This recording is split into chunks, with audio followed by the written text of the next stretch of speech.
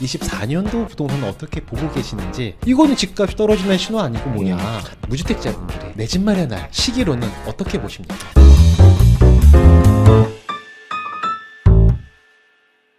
안녕하세요. 또 우리가 부동산에 대한 것들 얘기하지 않을 수가 없지 않습니까? 맞습니다. 네. 일단 23년 부동산은 좀 어떻게 지나가고 있는 중인지와 네. 함께 24년도 부동산은 어떻게 보고 계시는지 네. 소장님의 견해를 부탁드리겠습니다. 네. 우리가 뭐 이제 말씀을 드리기 전에 항상 우리의 마음가짐과 현실은 그냥 이상적으로만 많이 바라보는데, 예를 들어서 부정적인 마음을 가진 사람들은 아 이게 뭐 떨어지면 뭐 사야지라는 이상적인 바램들. 근데 이 현실은 이상만큼 질서 있고 완벽하지가 않습니다. 네. 항상 우리 예상 밖의 일로 행동이 된다면, 그래서 예측이라는 걸 하기 전에 예측은 항상 옳지는 못합니다.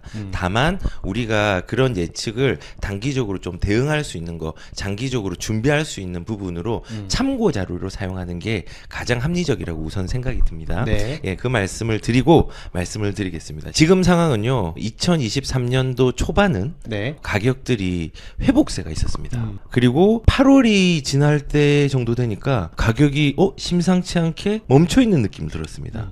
그리고 지금은 일부 사람들은 가격이 좀 떨어지는 거 아니야? 라고 약간의 체감들이 있을 정도의 수준으로 왔거든요.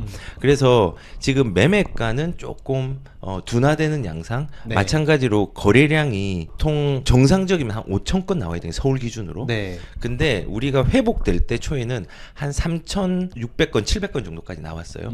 근데 8월 이후에 네. 8월, 9월, 10월 지나니까 지금 2,300건 정도로 다시 확 많이 떨어져요. 줄었네요. 예, 들었고 지금도 그런 상황 속에서 이제는 장기적으로 이제 침체가 될 것이다. 내년은 큰일 났다라고 하는 사람들이 이제 생기게 된 거죠. 이런 말도 많던데 데드캣 바운스가 옳지 않았다. 네. 라고 얘기하시는 분도 많이 계시고요. 데디캣 바운스가 이렇게 긴 시간 동안에 1월부터 네. 8월까지 이렇게 왔다는 거는, 그건 데드캣 바운스는 아니라고 생각하고, 왜냐면은 데드캣 바운스는 지금 우리가 초와 지금하고 좀 차이가 있어요. 뭐냐면은 2023년도 초에는 전세가가 진짜 급락을 했어요. 매매가도 진짜 급락을 했어요. 근데 너무 신기한 거는 지금은 전세가가 최고치로 달리고 있어요. 우리가 뭐 5, 6, 7월 달은 매매가도 회복세였는데 그거보다 훨씬 빠르게 전세가가 올라가고 있었단 네. 말이에요. 그래서 전세가가 받쳐주는 시장이라는 게 첫 번째고, 두 번째는 금리에 대한 리스크들이 조금 사라졌잖아요. 지금은 여전히 고금리인 건 맞습니다. 네. 예, 고금리인 건 맞지만은 그때는 고금리로 올라가는 단계였고 지금은 멈춰져서 내려가기를 기다리는 단계입니다. 그렇기 때문에 아마도 이제 조금 더 보시면 아시겠지만은, 제가 내년 전망에 대한 부분들을 얘기를 할 때 지금 거래량이 줄고 하지만은 전세가가 올라가고 금리에 대한 리스크가 조금 사라지고, 그리고 정부의 방향성 자체가 저는 개인적으로는 이번에 국토부 장관님이 이제 바뀔 예정이시잖아요. 근데 겨울이 되었으면 겨울 옷을 입어야 되지라고 얘기를 하셨어요. 그러면서 조정 대상 지역의 해제의 가능성도 내비쳤고, 설령 지금 정말 거래가 잘 안 되는 오피스텔이라든지 도시형 생활주택에 대한 부분들도 실질적으로 주택수에 포함되어 가지고 세금의 문제가 있었거든요. 네. 그런 문제들을 조금은 질서 있게 개선시켜 나가겠다라는 어떤 완화의 발언들도 좀 많이 하셨어요. 그래서 제가 생각할 때는 지금은 2023년 초와 좀 다르기 때문에 데드캣 바운서가 아니라 지금의 정책의 방향성, 금리의 기조, 전세가의 상승세, 이런 걸 볼 때는 가격들이 초랑 달라서 2024년도는 이게 조금은 푹 꺼지는 게 아니라 조금 더 올라가는 부분으로 갈 수 있는 여진이 있다 생각을 합니다. 근데 그 시기를 몇 월 며칠 할 된다, 이거는 제가 맞출 수는 없습니다. 그 올라가는 기조가 될 수 있다는 말씀이 네. 2년 전 그때 이렇게 폭풍처럼 올라가던 그런 걸 말씀하시는 건 아니죠? 그거는 잘 모르겠어요. 왜냐하면은 뭐 그렇게 될 수도 있고 안 될 수도 있는데 명확하게 말씀을 드릴 수는 없겠지만은 지금 상황에서 올라가는 수준들은 2020년도, 2021년도는요 비정상적으로 많이 올라갔어요.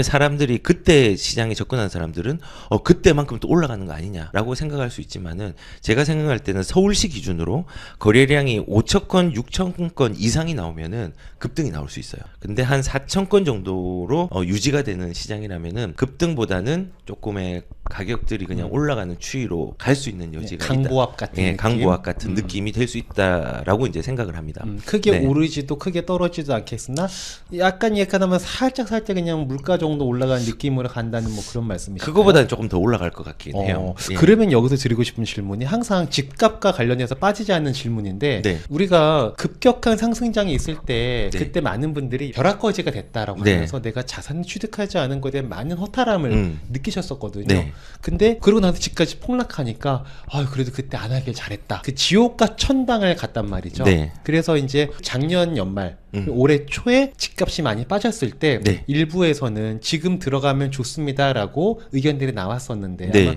소장님도 그때는 들어가기에 적절한 시기다라고 얘기를 해줬던 걸 제가 기억을 해요. 잠실이나 이런 곳들. 예, 잠실이라든지 네. 과천이라든지 이런 데를 좀 네. 추천했죠. 근데 예. 그때도 사실은 더 떨어질 수도 있다라는 생각이 있다 보니 네. 못 들어가셔서 네. 다시 또 이게 상승하면서 또 기회를 놓쳤다. 네. 안타까워하시는 경향들이 있었거든요. 네.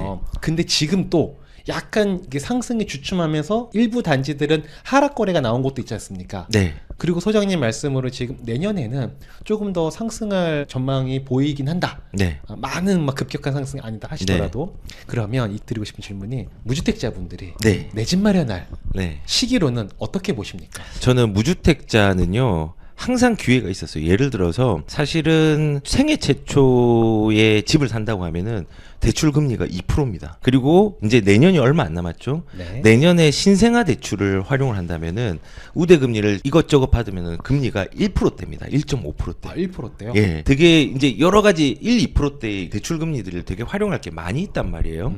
그렇기 때문에 저는 개인적으로는 무주택자들은 정부에서는 여러 채를 사는 것들을 견제를 하는 어떤 뉘앙스를 풍기고 있지만은 사회적인 분위기 때문에 근데 1주택자는 너희들은 집을 사야 된다. 라는 부분으로 시그널을 보내고 있어요. 왜냐하면은 모든 지금 대출의 방향성이라든지 세금에 대한 방향성을 보면요.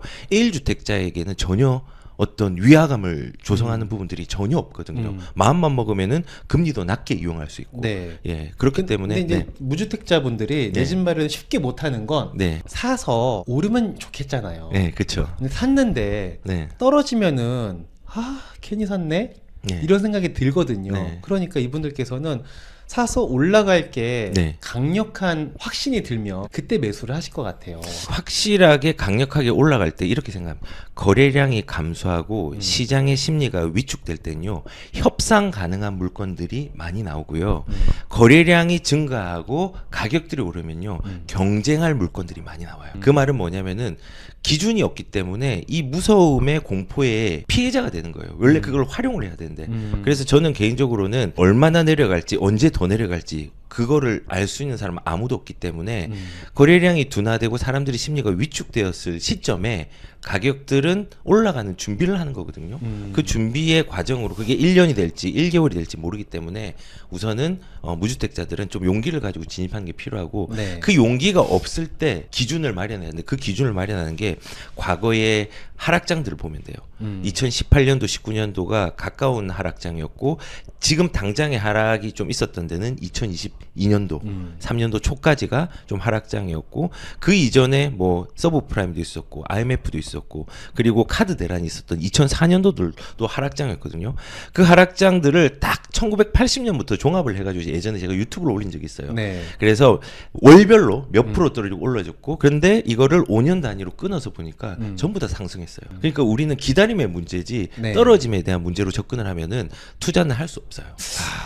그 얘긴즉슨 내 집 마련을 알아보시는 분들이라면 지금 같은 시기에 협상할 수 있는 물건들이 있을 수 있는 네. 이런 시기에 진입해보는 것도 좋다라는 그렇죠. 말씀이시죠. 거기서 플러스 알파가 있는데요. 우리가 돈을 쉽게 벌려고 하는 사람이 많습니다. 근데 다 쉽게 벌고 싶지. 예, 근데 그 쉽게 버는 것 때문에 네. 쉽게 망하는 경우가 생겨요. 맞아요. 왜냐면은 단기적으로 돈을 많이 벌려고 하는 사람들은요, 큰 리스크에 대한 관리에 대한 걸 생각하지 않고 확 들어가요. 예를 들어 주식 같은 경우에, 지금 여기 테마주가 있어. 나 10억 태워야지. 어떻게 될까요? 난 큰일 날 거라 생각이 들어요. 아무 일단- 기준이 없으면.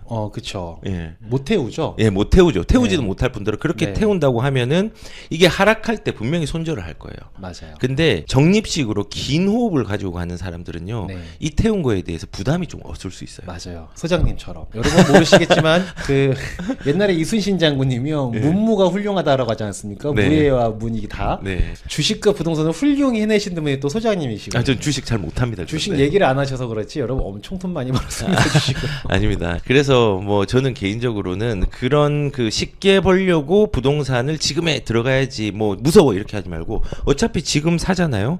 그러면은 2달 뒤에 집값이 빠져요. 근데 집 팔 수 있나요? 못 팔아요. 주식이 아니기 때문에. 그래서 일단은 2년 단위로 봐야 하는 거고 2년 뒤에는 제가 나중에 언급을 하겠지만요. 인허가 물량이 지금 역대 최저치기 때문에 인허가 물량들이 없다는 거는 2, 3년 뒤에 공급 물량이 부족하다는 걸 의미하거든요. 그 단위마다 타이밍을 보면서 매도할 때 손절이 되느냐 익절이 되느냐가 결정이 되는 거니까 일단은 지금 거래량이 협상 가능한 물건들이 증가할 시기에 무주택자들은 진입하는 게 좋죠. 그 말은 협상이 가능한 물건이 많다는 건요. 로얄동 로얄층도 협상이 가능해요. 근데 상승이 많이 일어날 때는 경쟁한 물건이 많기 때문에 로얄동 로얄층도 안 나올 뿐더러 협상이 어렵고 더 비싸게 살 수 있는 부분이 있는 거죠. 내 집 마련할 때는 어차피 단기적으로 샀다 팔았다 하는 건 아니고 네. 한번 사면 좀 오래 가지 않습니까? 부동산 속성 자체가. 네. 그럼 아까 말씀해 주신 게 2년 후의 가격을 예상해보고 진입하는 게 좋다라고 말씀을 해주셨는데 네, 어떻게 해야 되냐? 네, 2년 후 그럼 뭐 소장님은 어떻게 보고 계십니까? 2년 뒤는 지역별로 다른데 네. 예를 들어서 지금 2년 뒤를 판단할 수 있는 건 뭐냐면요. 첫 번째가 이제 인허가 물량으로 네. 물량이 나올 수 있는 범위가 얼만큼 되느냐. 그리고 거기에 따라서 지역별로 다르게 이제 판단합니다. 서울 같은 경우는 늘 공급이 부족해요. 네. 그렇기 때문에 거기에 공급 가뭄까지 오면요. 우리가 수요의 공급의 원칙에 의해서 공급은 작은데 수요층은 대기하고 있다. 그러면은 물량에 대한 가격들은 어떻게 될까요? 가격은 올라가겠죠. 그쵸. 그래서 우선은 지금은 판단할 수 있는 건 우리가 경제의 변수에 대해서는 판단 못 합니다. 하지만은 물량에 대한 부분들 그리고 인플레이션이 일어나는 유동성의 시간은 늘 존재한다는 것. 이 두 개를 조금은 결합을 해서 조금에 대한 가이드라인을 정하는 거예요. 예를 들어서 뭐 전세에 대한 부분을 활용을 한다고 하면은 제가 전세를 어떻게 맞췄냐면요. 네. 보통 전세는 2년에 맞춥니다. 네. 저는 2년 10개월을 맞췄어요. 그렇게도 계약이 되나 봐요. 계약을 이제 할 수 협의해서? 있어요. 협의해서. 왜 그러냐면요. 2년 뒤에 물량이 엄청 쏟아지더라고요. 나 그때 하면은 전세를 못 맞추겠는 거예요. 또. 그래서 2년 10개월로 했어요. 그때가 딱 공백이 생기더라고요. 그래서 저는 추이를 할 때 일단은 물량을 봐요. 우리가 뭐 거래량이 언제 많이 오를지 내릴지는 가시적으로 한 3, 4개월 정도는 예측은 할 수 있는데 1년, 2년 뒤는 예측이 어렵습니다. 그렇죠. 그러면 이제 물량으로 판단을 해가지고 지역별로 접근하는 게 조금 중요하겠죠. 지금 물량이 인허가 되는 게 많이 없다고 말씀을 해주시는 것 같은데 네. 얼마나 없는 수준인가요? 인허가 물량 자체가 이제 올해는 작년에 대비해서 36% 감소했어요. 올해 예. 그 36% 감소했다는 말씀은 사실 이제 부동산을 많이 접해보지 않은 저 같은 사람에게는 네. 사실 감이 잘 안 오거든요. 네. 얼마나 많이 준 거예요 이게? 그러니까는 통계에 대비해서 상당히 어떻게 이제 숫자로 내긴 좀 어려운데 사실은 집이 10개가 나와야 되는데 네. 수요는 15명 정도 돼요. 네. 근데 거기에서 3, 4개의 집이 더 빠지면요. 경쟁이 더 생기는 거잖아요. 그쵸. 그래서 그냥 뭐 이거를 지금 제가 숫자는 몇 채가 줄었다는 건 제가 지금 숫자는 기억은 못 하지만은 일단 비율적으로는 36%. 그런데 뿐만 아니라 중요한 거는 착공 물량도 57%나 줄었어요. 작년 대비해서. 예, 작년 대비. 그리고 이제 또 중요한 거는 내년에 물량이 나오는 게 거의 2000년 통계율이 역대 최저치의 입주 물량이 나와요. 서울 같은 경우는. 네. 그럼 이제 역대 최저치라고 하니까 이제 좀 감이 잡히실 건데. 네, 많이 예, 적은가 보네요. 물량이 계속 작아요. 네. 물량이 작기 때문에 우선은 내년 같은 경우 제가 이제 내년을 전망에 대해서 좀 얘기를 하자면은 이런 입주 물량, 인허가 물량, 착공 물량들이 계속 많이 줄어들었기 때문에 우선은 저는 내년은 첫 번째 이유는 그런 물량에 대한 부분들이 조금 이슈가 될 것 같고. 네, 소장님 제가 질문 하나만 날카로운 질문입니다. 날카로우면 또 무서운데. 아니 그 제가 공급 물량 부족으로 인해서 부동산 가격이 상승할 것이다라는 얘기를 20년도에도 들었고 21년도에도 들었거든요. 네. 그래서 실제로 그렇게 됐었어요. 네. 근데 공급 물량은 전혀 해결되지 않았는데 네. 작년은 왜 이렇게 많이 빠진 거예요? 디테일하게 봐야 되는데 너무 급하게 올랐어요. 네. 좀 과하게 부동산 올랐잖아요. 가격이. 예. 그러니까는 거기에 대해서 금리가 너무 영향을 크게 미쳤어요. 우리가 이런 금리는 못 봤잖아요. 자이언트 스텝을 5회 연속으로 한 네. 그런 시장들은 없었잖아요. 그쵸. 그러니까는 그렇게 되면서 사람들이 대출을 받아서 뭔가를 해야 되는데 우선은 대출은 뭐냐? 집을 살려고 하는 수요층을 유입시키는 첫 번째 단계입니다. 네. 그거 자체가 안 됐어요. 안 되고 가격들이 올라간 부분들이 너무 금리의 영향을 크게 받아가지고 우선은 그 영향이 보통은 뭐 전체적인 걸 봐야 되지만 지배적이었어요. 그래서 뭐 2021년도는 많이 올랐고 그 금리에 대한 부분이 과하니까 그게 조금 작용을 하지 않았나. 급격한 상승 더하기 급격한 금리 상승까지 더해지면서 그렇죠. 파도 두 개가 만나서 쓰나미가 되는 격이 역시 어떻게 이렇게 현명한 사회를 보시는지 제가 참 배울 점이 너무 많습니다. 칭찬받아서 기분 좋네요. 감사합니다. 네, 그래서 뭐 일단은 저는 내년에 공급 물량이 많이 네. 없다. 네. 그리고 내년에 이제 제가 가격들이 조금은 저는 개인적으로는요 틀릴 수 있습니다. 하지만은 제가 이제 단기적으로 예상을 할 수 있는 게 이런 게 있어요. 어제 신문에 뭐가 나왔냐면요, 층간 소음을 못 잡으면은 보안 맞아요. 공사를 하겠다. 네네. 예, 보안 시공을 하고 준공을 내주지 않겠다. 기대되던데요, 그거 되게. 예, 기대가 되는데 이게 동전의 양면처럼 여러 가지가 있어요. 층간 소음이 없어지면 좋죠. 너무 좋을 것 같아요. 근데 반면에 무슨 일이 있냐면요, 건축 자재비에 대한 부분들이 더 많이 들어가겠죠. 그쵸. 시멘트를 붓더라 조금 더 부을 테고. 네, 그리고 사실은 지금요, 그 우리가 집값이 올라간 원인이 인건비 상승도 있는데 우리가 근무 시간들을 조금 짧게 했잖아요. 네. 야근이 안 돼요 지금. 그러니까 야근이 안 돼요. 옛날에는 밤에 밤새서 공사하고 이런 게 있는데 지금 그게 안 돼요. 네. 그러니까는 공기가 훨씬 더 늘어났죠. 환경에 대한 부분들도 의무 기준들이 강화가 됐어요. 안전에 대한 부분도. 그러니까는 단가들이 엄청 올라간 거예요. 그럼 결국은 뭐냐면요, 이거는 집값에 반영이 되고 집값이 신축이 있을 때 지금보다는 조금 더 센 가격으로 분양가가 계속 나올 가능성이 커요. 그 말은 새 아파트가 올라가면요, 구축들은 새 아파트만큼 아니지만요, 새 아파트가 또 끌어당기는 효과들이 있어요. 그래서 저는 집값의 상승에 대한 부분들이 네. 긴 시간에 볼 때는 이런 부분이 있고, 그리고 아까 말한 것처럼 입주 물량이 2000년 통계 이래 가장 좀 부족하다라는 거, 그다음에 인허가 물량, 착공 물량, 그다음에 이런 부분들이 조금은 작다. 그리고 이제 핵심적인 게 뭐냐면은 전세가 상승이 그러니까요. 아직까지 네. 셉니다. 네. 맞아요. 저도 되게 놀라운 게, 소장님은 제 부동산 자문을 많이 해주셔서 네. 기억하시겠지만, 제가 지금 살고 있는 집 이외의 주택을 네. 기억하시죠? 3월 달인가 전세 놓으려고 하니까 네. 그때 2억 5천 막 2억 7천 이래가지고 그 가격에 못 놓겠다. 네. 해서 했던 게 지금 보니까 4억 5천인 거예요. 맞아요. 몇 달 사이에 그렇죠. 거의 더블 가까이 되더라고요. 맞아요. 그래서 잠실 같은 경우도, 잠실은 좋은 아파트들이 많잖아요. 네. 2, 3월 달에 최대 7억 8천까지 30평 기준으로 내려갔던 그 전세가가 네. 지금 11억에서 호가가 14억까지 나와 있어요. 와, 엄청 많이 뛰었네요. 너무 신기하잖아요. 그래서 이게 아니 왜 이렇게 전세가가 뛰는 거예요? 일단은 금리가 낮아진 것도 아닌데 지금은. 금리가 낮아진 건 아닌데 네. 일단은 전세가도 마찬가지로 음. 가격들이 빠지는 속도가 너무 컸어요. 아. 예. 그리고 이제 급매물에 대한 소진들이 다 이제 조금은 어느 정도는 소진되고 있어요. 네. 아직까지 다 끝나진 않았어요. 네. 그런 게 소진이 되고 하면서, 그리고 매매의 수요들이 지금 또 전세로 몰리고 있어요. 왜냐하면 매매가 지금 장기 불황에 대한 것, 아직까지 고금리로 생각하는 사람들은 상대적으로 싼 전세에 대해서 선택적으로 가고 있는. 매수하기에는 부담되니까 네, 그러면은 이때는 전세 살자. 전세로 가고, 그리고 또 거꾸로 빌라 전세 사기가 있었잖아요. 그렇죠. 그럼 빌라 전세 사기에 있었던 사람은 어디로 가느냐? 빌라 월세로 가는 거예요. 무서워서.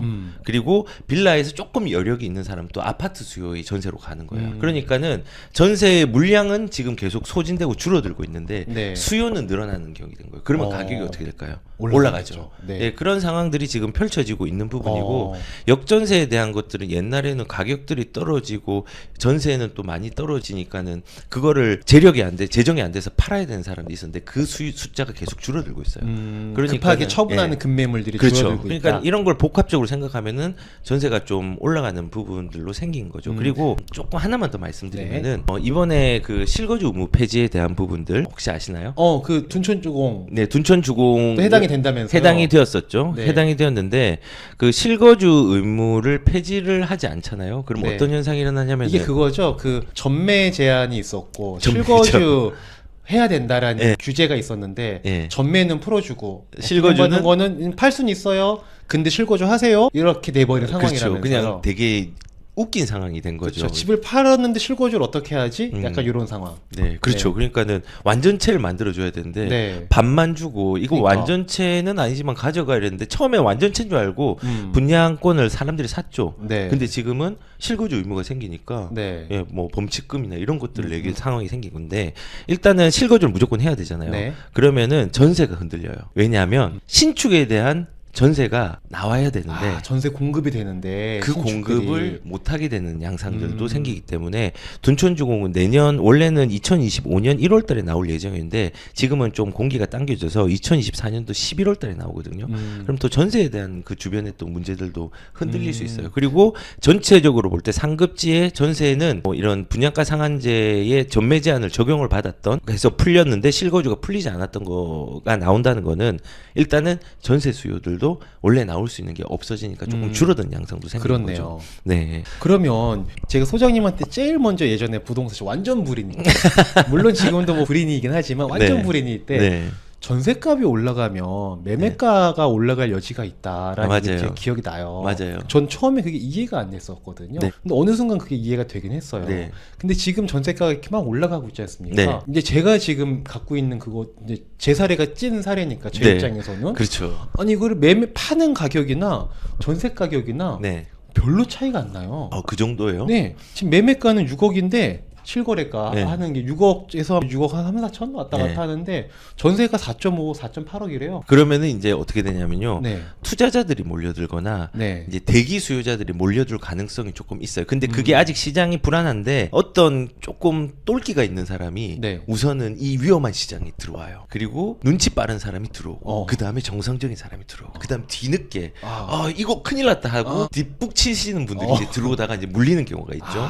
근데 이게 이제 하면 투자자들이 들어오는데 아직까지 문제가 있어요. 뭐냐면은 현재 다주택자가 진입을 많이 하려면 취득세 문제가 해결이 돼야 되거든요. 근데 지금 취득세가 이제 2주택까지는 취득세에 대한 부분들이 일반 세율로 적용이 되는데 3주택자는 만약에 취득할 경우는 아직까지 8.4%가 이제 있거든요. 그래서 적극적인 투자자들이 들어오기에는 조금은 멀었지만은 갭이 작아지면 작아질수록 네. 2주택자를 원하는 수요자들은 이제 들어올 수 있는 여건들이 생기는 거죠. 그러면 거래량이 늘면은 가격이 올라가고 전세가보다 속도 있게 올라가면은 또 벌어지면 조금 더 주춤하게 되고 이제 네. 이런 현상이 일어날 거예요. 예. 그러니까 전세가가 떨어질 때는 매매가도 같이 떨어지는 것 같고 네. 물론 이게 다 맞아 떨어지는 건 아니긴 그렇진 하겠지만 않아요. 예, 시간차가 있어요. 네, 전세가가 올라간 다음에는 그게 또 매매가를 밀어 올리는 뭐 그런 네. 역할도 한다. 그래서 네. 저는 요즘에 매매가가 떨어지는 전세가가 올라가니까 갭이 줄어드는 거잖아요. 네. 그러면 주택을 늘리려고 하는 수요층에게는 요즘 같은 시기에도 기회가 되는 건가? 라는 생각이 저는 들던데요. 기회가 된다고 생각합니다. 잘 찾아보면 지금 되게 많거든요. 물건들이 네. 이제 갭 차이가 줄어드는 물건들이 상당수 지금 생기고 있습니다. 아까 말한 것처럼 작년까지만 해도 갭 차이가 둘 다 떨어지지만 전세가가 또 워낙 많이 빠져가지고 네, 네. 한 그래도 한 2억 이상 정도 나지 않았었나요? 그때는 차이가 한 3억 정도. 났었죠. 그러면은 네. 지금 많이 줄어들었으니까 네. 사람들이 이제 접근 가능할 수 있는. 요즘엔 잘만 맞추면 1억 한 5천에도 네, 그렇죠. 매매가 되겠더라고요. 예, 그래서 이제 저는 개인적으로는 그런 수요자들이 몰리는 시기들이 올 거고 거기에서 조금 이제 발 빠른 사람들, 네. 조금 발 빠른 사람들이 먼저 선점을 하면은 그게 이제 거래량들을 쌓이게 만드는 뒤에서 이제 쫓아오는 사람들이 이제 생길 거라고 저는 생각이 듭니다.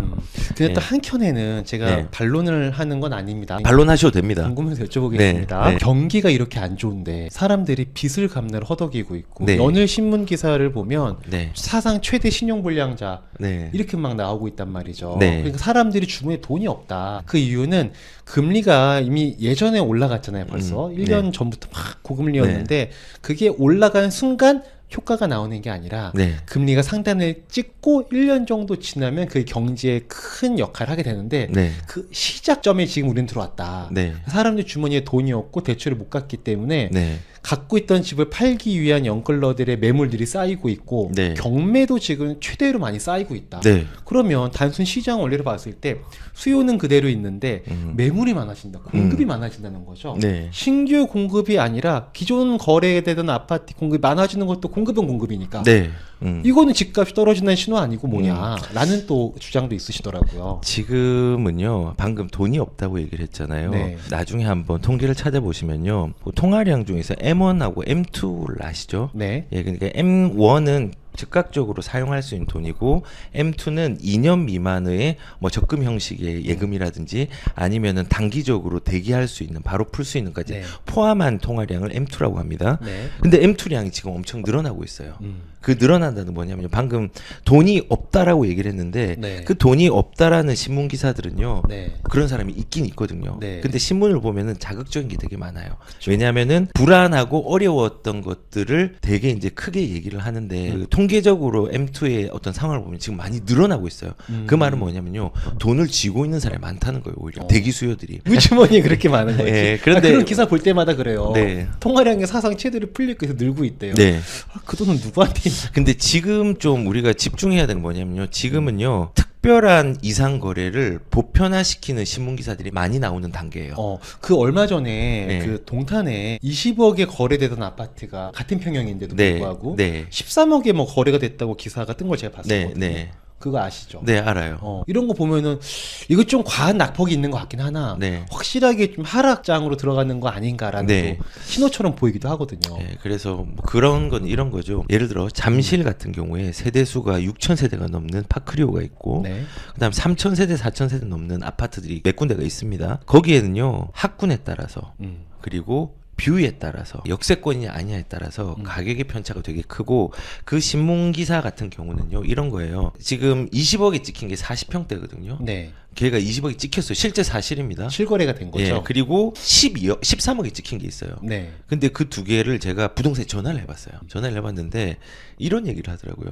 이 동네는 특별시와 광역시가 있다. 같은 단지 내에서 같은 단지 내에서 어. 특별시는 호수뷰가 명확하게 보이는 로얄동은요 20억까지 하는 거 실제로 그렇게 거래가 됐고 근데 반면에 거래가 된 그 2층짜리는 13억. 예, 13억 주차장 뷰다. 그래서 여기에 편차가 있고 실제로 호가를 보니까는 지금 그거보다 조금 낮아졌겠지만은 20억에 나와 있더라고 호가가. 좋은 거는 네. 안 좋은 거는 14억이 나와 있어요. 아니 그 뷰에 따라서 6억 7억이 왔다 갔다 하는 게 저는 상식적으로 사실 잘 이해가 안 되는데 그렇죠. 원래 근데- 부동산 아파트 시장 그럴 수 있는 겁니까? 근데 그거 조금 과하긴 한 것 같긴 해요. 보통 아파트별로 우리가 뭐 지필도 심사할 때 그런 네. 게 있잖아요. 그쵸. 저는 그런 걸 다 따지거든요. 네, 따지는데 우선은 편차들이 대규모의 단지일수록 되게 큽니다. 크고 단지가 조금 작을수록은 뭐 층별로만 좀 고려를 하는 부분들이 있지만은 대규모는 이제 동별로 다 차이가 있고 같은 동에서도 편차가 큰 게 되게 많습니다. 네. 그렇군요. 네. 저는 또 제가 동탄 사니까 네. 20억이 13억 됐다고 하니까 네. 다음은 우리 집인가? 아 그래도 이제 대장에 사시니까는 상관은 없죠. 대장 같은 네. 마음으로 합니다. 네, 그래서 마음으로는 대장이 대장은요 움직일 때 확실히 떨어져줘요. 그런데 올라갈 때는 또 확실히 회복을 빨리 합니다. 그래서 너무 걱정은 안 하셔도 돼요. 네. 개인적인 얘기해서 죄송합니다. 네. 아니, 하다 보면 계속 제 얘기하게 되더라고. 제가 좋습니다. 아는 부동산 지식은 제 거밖에 없어가지고. 그렇죠. 그럼 좋습니다. 소장님의 전반적인 내년 전망은 그래도 잘 방어하면서 네. 기본적인 강보합세를 갈 것 같고 네. 그 근거는 물량도 좀 줄어들고 그리고 네. 층간소음이나 이런 것들 보면은 이제 네. 분양가도 점점 올라갈 여지들이 많이 있고 네. 전세가도 계속 이제 견고하게 네. 상승했다 보니 그럴 그리고 것 같다라는 몇 개가 거죠. 조금 더 있는데 짧게 얘기하면은 네. 지금 뭐 저는 개인적으로는 그 내년에는 중저가의 아파트들도 움직일 수 있는 가능성이 있다 생각해요. 올해 초에 약간 특례보금자리론으로 인해서 그랬던 것처럼 네. 내년에도 그럴 수 있을 거라고 보시는 이게 건가요? 제가 아까 대출은 수요층을 네. 땡기는 역할을 하잖아요. 네. 생각해보면 2022년도에 15억짜리 대출 규제를 풀어버리고 했을 때 고가의 주택들이 오르기 시작해요. 제일 처음부터. 송파 이런 데서 오르기 시작했죠. 그리고 이제 6억, 9억 정도 사이에서 6억 미만도 되지만 특례보금자리 했을 네. 때 그때 폭발적으로 거래량들이 네. 또 회복되기 엄청났죠. 시작했죠. 네. 그런데 6억에서 9억에 대한 일반 그 특례보금자리론을 막아버리니까는 가격이 또 둔화되는 양상들이 또 일어났죠. 네. 그리고 이제는 특별한 신생아라든지 사회적 약자들이라고 판단되는데 대출을 풀어준다고 하면요. 네. 수요층이 유입되는 부분인데 그 수요층이 15억짜리 집은 사지 못할 거잖아요. 그쵸. 예, 그리고 그 대출도 아니고. 그래서 저는 개인적으로는 이 중저가의 움직임도 조금 두드러지게 일어날 가능성이 있다라고 판단해요. 왜냐면은 뭐 안 일어날 수 있지만은 중요한 거는 수요자들을 조금 대출 금리 때문에 무서운데 금리를 낮춰줬고 그 낮춰준 걸 활용하라고까지 하고 그리고 특례보금자리랑 다르게 지금 신생아 대출 같은 경우는 사실은 전세까지도 가능하고. 그러니까요. 예. 그게 되게 파격적인 것 예, 같아요. 그러면 이제 수요층이 좀 늘어날 수 있는 부분이 있고 네. 청년 드림 대출 뭐 이런 것도 네, 네. 청약 통장 활용할 수 있고 그러면 네. 조금 저는 수요층은 좀 늘지 않을까라는 생각하고 그리고 중요한 건요 2022년도에 조금 가격이 둔화돼 지금 차이가 뭐냐면요 아직도 못 믿으시겠지만요 신고가를 찍고 있는 단지들이 꽤 있어요. 아 요즘에도요? 네, 뭐 이제 아니 강남도 빠진다는 이런 분위기에 강남에도 올라가는 데가 있어요. 아 그리고 여의도 쪽, 그리고 동작 쪽, 그리고 그다음에 강동구 쪽 이런 데도 빠진다고 하는데 신고가를 대형 네. 평수라든지 일부 동대문에도 신고가가 나온 데가 있어요. 그게 이제 지금 섞여 혼재돼 있는, 있는 혼재되어 거네요. 있는데 거래량이 줄어들고 가격이 이제 조금은 하락이 되어서 뭐 이제 거래가 되는 게 일부가 생기니까 네. 또 신문은 사실은 너 행복해라는 신문보다 너 이런 사건 때문에 휘말려 가지고 이런 스토리 그쵸. 이거거든요. 그쵸. 예, 그래서 이제 그런 게 더 자극적이니까 그게 더 우리한테 확대돼서 보이는 것도 있다라고 저는 생각이 들어요. 불안감을 자극하는 기사들이 예. 더 잘 들어오니까 눈에. 네, 그래서 이제 뭐 금리 둔화도 있고 이런 부분도 있고 그 다음에 이제 정책의 방향을 잡는 선장이 바뀌었잖아요. 네. 국토부 장관이. 그래서 뭐 지금 시장이 이제 겨울 옷을 빨리 꺼내 입을 준비를 해야 한다라고 얘기한 거는 규제 완화에 대한 부분 의미를 하는 거예요. 그래서 그 부분들도 저는 개인적으로 조정 대상 지역의 해제에 대한 부분도 검토를 할 것 같고 특히 오피스텔이나 비주택, 비아파트에 대한 세금에 대한 문제들도 네. 조금 고민을 할 거라고 저는 생각이 듭니다. 그러니까 네. 최근에 또 어떤 제가 그 얘기를 들어보니까 원래 서울이 공급은 늘 없잖아요. 네. 늘 없는데 좀 심각할 때는 빌라를 발빠르게 공급해서 뭔가 그 수요층을 해소하는 네. 그런 게 있었는데 지금은 서울의 빌라 시장이 완전히 경색돼서 지으려고도 안 하고 전세도 사라지고 그걸 살려면은 갭 투자 사는 사람도 분명히 있는데 전세가 없으니까 갭 투자로도 못 사니까 안 팔리니까 네. 짓지도 않고 이런 게 막 악순환의 악순환이다라고 맞아요. 얘기를 하더라고요. 네, 맞아요. 근데 네. 이제 빌라도 나중에 좀 좋아질 수 있는 게요. 저는 빌라를 추천하지 않지만은 이게 보통 그 수요층이 높은 데서 수요가 좀 차버리면은 네. 차고 넘쳐서 비주택으로 가거나 비선호의 주택으로 옮겨 타거든요. 네. 근데 지금은 선호되는 아파트도 사람들이 조심해야 하는데 당연히 빌라는 전세 사기와 맞물려서 더 힘들죠. 맞아요. 하지만은 주기는 있어요. 음. 제가 볼 때는 지금 빌라는 거의 저점인 것 같긴 해요. 제 생각에는. 자, 지금 현재 빌라 투자 어떻게 보십니까? 저는 빌라 투자 그래도 반대합니다. 아, 좋습니다. 왜 반대하시는 거예요? 그 제가 물건을 샀어요. 빌라를? 예, 근데 이거를 산 목적이 뭐예요? 돈 벌려고 아니면 주거를 안정적으로 뭐 여러 가지가 있겠죠. 네. 근데 팔 때는 수익이 나와야 되잖아요. 그쵸. 근데 수익을 경제활동이니까. 내가 원하는 시점에 팔고 싶은데 음. 그걸 딜레이를 많이 시켜요. 우리는 집이라는 건요. 매수를 쉽게 하는 게 중요한 게 아니라 네. 매도가 얼마나 쉽게 될 수 있는 수요층이 있는가를 봐야 되는데 빌라 같은 경우는 그 타이밍이나 시기가 되게 작고요. 보통 빌라를 팔 때 어떻게 해야 되냐면요. 대부분 내가 가격을 정하는 게 아니에요. 매수인이 가격을 정해줘야 돼요. 아, 그래요? 내가 원하는 가격에 팔 수 없는 경우가 보통 많거든요. 부동산 우리 이거 뭐 2억에 팔아주세요, 3억에 팔아주세요 이렇게 하잖아요. 그만큼 선호도가 떨어진다는 거죠. 그래서 제가 실제적으로 상담했던 분 중에서 한 분은 일단은 강남에 집이 있으십니다. 강남에 집이 두 채가 있고 분당에 집이 한 채가 있는 분인데 그분 시작을 빌라로 했어요. 근데 빌라를 가지고 있으면서 느낀 게 있죠. 이거 진짜 아니구나. 그래서 팔았는데 10년 가지고 있는데 손해보고 팔았어요. 빌라는 잘 안 올라요? 오르는 데는 오를 수는 있죠. 근데 네. 극히 드물고 그 오르는 시점을 맞추기도 어렵고 그 다음에 아파트 대비해서 상승률이 매우 낮아요. 예, 그래서 그리고 팔기도 어렵고 그래서 저는 개인적으로 조금 더 쉬운 부분으로 예를 들어서 빌라를 서울에 빌라를 산다보다는 네. 오히려 저는 경기도에 아파트를 산다고 훨씬 더 안 나은 것 같아요. 근데 빌라 이런 거는 재개발 네, 이런 것도 기대해 볼 수 있지 않습니까? 그거는 예외. 그러니까는 재개발 같은 경우는 저는 이제 이 순서가 있는데 순서는 복잡하니까 그냥 기억만 하실 게 재개발은 빌라가 아닙니다. 예비 아파트입니다. 저는 그렇게 생각합니다. 불인이로서 너무 어렵습니다. 쉽게 예. 얘기해 주십시오. 그러니까는 재개발이 포함된 빌라는 네. 앞으로 새 아파트가 준비되는 주택이잖아요. 그렇죠. 그런 거는 사도 되는데 네. 다만 중요한 거는 이 재개발 물건을 살 때는 초기 물건을 사면 사람들이 대부분 못 견뎌요. 왜냐하면은 10년, 15년, 뭐 많게는 20년까지 끌고 가잖아요. 네. 그렇기 때문에 어느 정도 요단강을 건넌 거 8부선을 넘은 거 그게 제가 볼 때는 관리처분인가 정도거든요. 네. 그 다음에 관리처분 다음에 이주철거 착공이거든요. 네. 돈은 조금 더 많이 지불하더라도 그때의 빌라들은 사도 괜찮죠. 근데 초기의 빌라들은 재개발이 포함된 빌라들은 사는 네. 거는 조금은 위험하지 않나라고 저는 생각을 하고 있습니다. 못 버티거든요. 네. 그렇죠. 우리 한국 사람 또 성질이 시원시원하게 빨리빨리 빨리빨리잖아요. 결과가 나오길 기대하지 예. 않습니까? 예, 그 혹시 프랑스에 가면은 레스토랑에 웰컴 투 코리안이라고 적혀 있대요. 왜요? 프랑스 사람들 음식을 한 2시간씩 먹거든요. 한국 사람은 10분 먹고 나간대요. 예, 회전율이 너무 좋아가지고 그만큼 성질이 급합니다. 네. 자, 이거는 제 개인적인 질문인데 제가 아들이 되게 어리잖아요. 네. 근데 귀하게 이제 얻었죠. 2살밖에 안 됐지 않습니까? 그쵸, 좀 늦게 아직 났죠. 아니, 귀염둥이. 이 친구한테 제가 빌라랑을 해주는 거예요. 네. 한 30년 보고. 네. 그러면 괜찮지 않을까요? 재개발 물건이면 괜찮아요.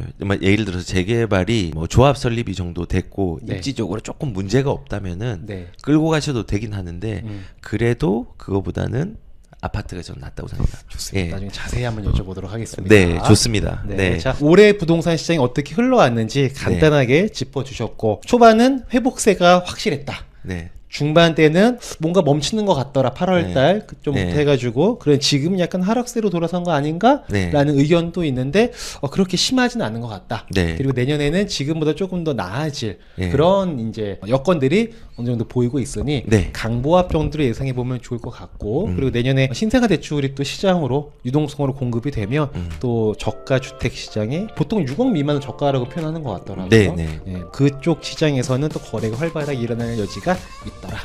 이렇게 네. 정리가 됐습니다.